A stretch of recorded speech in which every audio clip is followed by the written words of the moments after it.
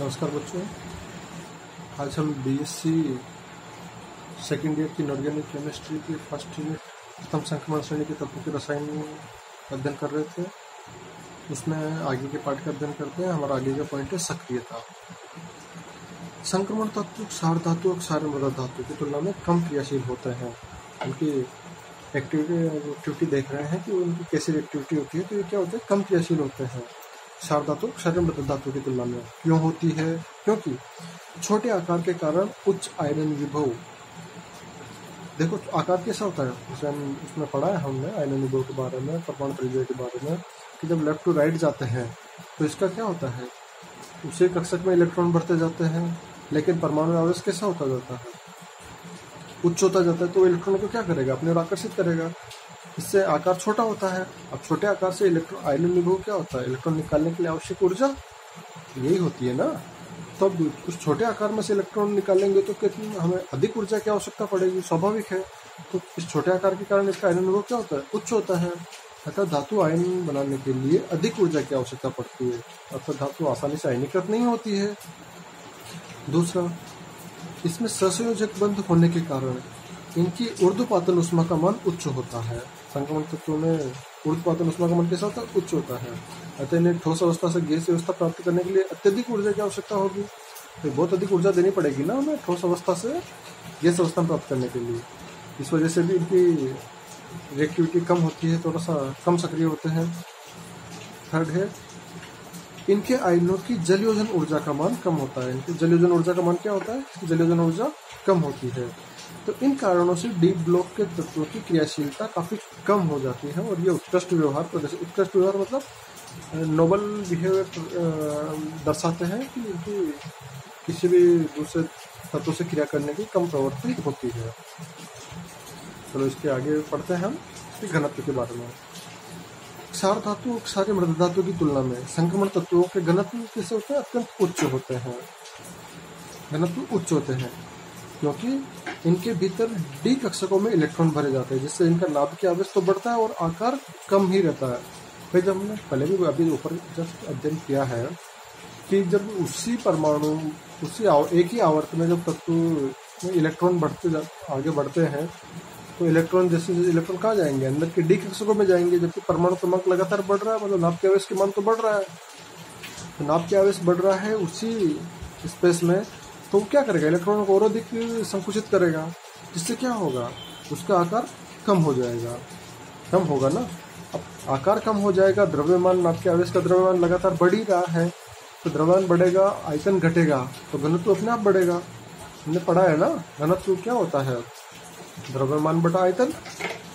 Density का हमने एक सामान्य फॉर्मूला पढ़ा है, मास अपॉन वी, ये पढ़ा। अब आयतन घट रहा है तो घनत्व बढ़ेगा, द्रव्यमान बढ़ रहा है तो भी घनत्व बढ़ेगा। सिंपल सा फॉर्मूला है ना, हमने अब तक पढ़ा है, शायद हम 6-7 क्लास से पढ़ते आए हैं इसको।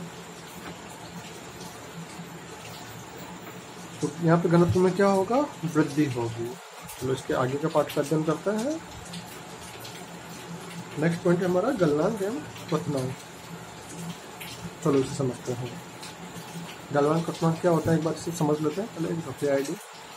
किसी भी चीज़ का पिघलना वो क्या कहलाता है, गलनांक। और जैसे कोई पिघली हुई चीज़ है उसका भाप बनना या वाष्प बनना क्वथनांक। तो किस ताप पर वो पिघलेगी, ठोस से द्रव में बदलेगी, वो क्या कहलाएगा, गलनांक कहलाएगा। और जिस ताप पर वो द्रव से वाष्प अवस्था में बदलेगी वो क्या कहलाएगा, या गैस अवस्था बदलेगी वो क्वथनांक कहलाएगा। चलो अब इसे आगे बढ़ते हैं।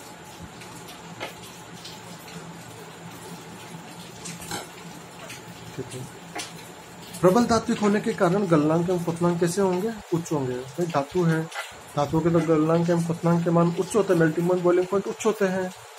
प्रथम संक्रमण श्रेणी में गलनांक एवं क्वथनांक के मान पहले बढ़ते जाते हैं फिर घटते जाते हैं। तो पहले क्या होंगे, गलनांक एवं क्वथनांक बढ़ेंगे, फिर एक पॉइंट आएगा जहां से ये वापस घटना शुरू होंगे। अब इस क्रम में 2 अपवाद है, देखो मैग्नीज और जिंक, इनके melting point and boiling point मतलब गलनांक एवं क्वथनांक के मान अत्यंत कम होते हैं। क्यों कम होते हैं, ये हमारे प्रश्न उठना स्वाभाविक है, क्योंकि प्रारंभ में डी कक्षकों में अयुग्मित इलेक्ट्रॉनों की संख्या बढ़ने से धात्विक बंध में उनका योगदान बढ़ता है। हमने पहले भी पढ़ा है, पिछले क्लास में पढ़ा ही है जस्ट, कि डी इलेक्ट्रॉन धात्विक बंध में योगदान देते हैं। तो डी इलेक्ट्रॉनों की संख्या जैसे जैसे युग्मित इलेक्ट्रॉन बढ़ेंगे तो डी इलेक्ट्रॉनों की संख्या बढ़ती जाएगी, जिससे इनका धात्विक बंध में योगदान बढ़ता जाएगा, जिससे धात्विक बंध क्या होगा, प्रबल होगा। और धात्विक बंध प्रबल होगा, मजबूत बंध बनेगा, तो उसको पिघलने के लिए अधिक ऊर्जा की आवश्यकता पड़ेगी ना। पिघलना क्या होता है, बंधों को टूटना। तो पिघलने और वाष्पावस्था के बदलने के लिए अर्थात गलनांक और क्वथनांक के मान बढ़ जाएंगे। लेकिन बाद के तत्वों में क्या होता है, डी कक्षकों में इलेक्ट्रॉनों का युग्मन होता है। डी कक्षकों में क्या होगा, इलेक्ट्रॉनों का युग्मन होते जाते हैं, जिससे अयुग्मित इलेक्ट्रॉनों की संख्या क्या हो जाएगी, कम होती जाती है। जिसके परिणाम जब अयुग्मित इलेक्ट्रॉनों की संख्या कम होगी तो वो जो धात्विक बंध बनाने में ससंयोजक डी कक्षक जो अतिव्यापन द्वारा ससंयोजक बंध बना रहे हैं, उन बंधों की संख्या कम हो जाएगी, उसका सामर्थ्य कम हो जाएगा। इसके परिणाम स्वरूप क्या होगा, मेल्टिंग पॉइंट, बॉइलिंग पॉइंट के मान घट जाते हैं। अब यहाँ पे कुछ फैक्ट्स हैं, इंपॉर्टेंट फैक्ट्स हैं, उसके बारे में हम अध्ययन करते हैं। 3D श्रेणी में वेनेडियम तथा क्रोमियम के मेल्टिंग पॉइंट और बॉइलिंग पॉइंट मैक्सिमम होते हैं।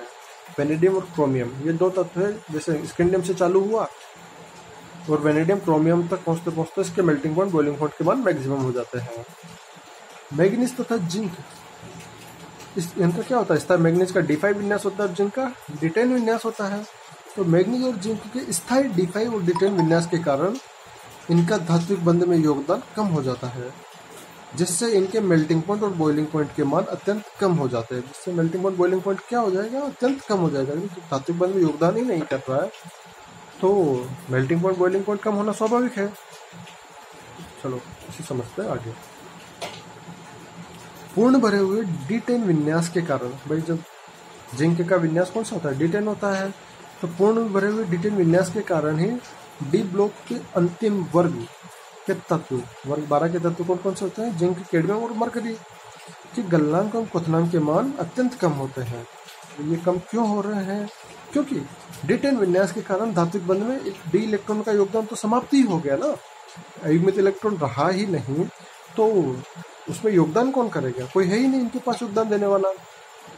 तो इससे पहले के तत्वों की तुलना में इनमें डी इलेक्ट्रॉनों का योगदान नहीं है, तो उससे क्या होगा, इनका मेल्टिंग पॉइंट, बॉइलिंग पॉइंट का मान कम हो जाएगा। यहाँ तक समझ में आ गया, हमारा मेल्टिंग पॉइंट, बॉइलिंग पॉइंट पढ़ लिया हमने।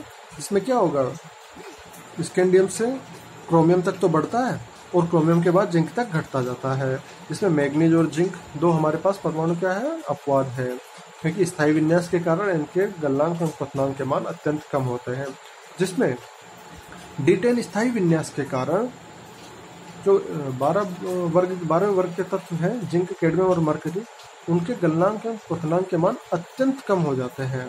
जिसमें हमने देखा है कि मरकरी तो द्रव अवस्था में होता है, वो इकलौती द्रव धातु है। ठीक है, तो नेक्स्ट क्लास में हम बाकी के पार्ट का अध्ययन करेंगे। तब तक धन्यवाद।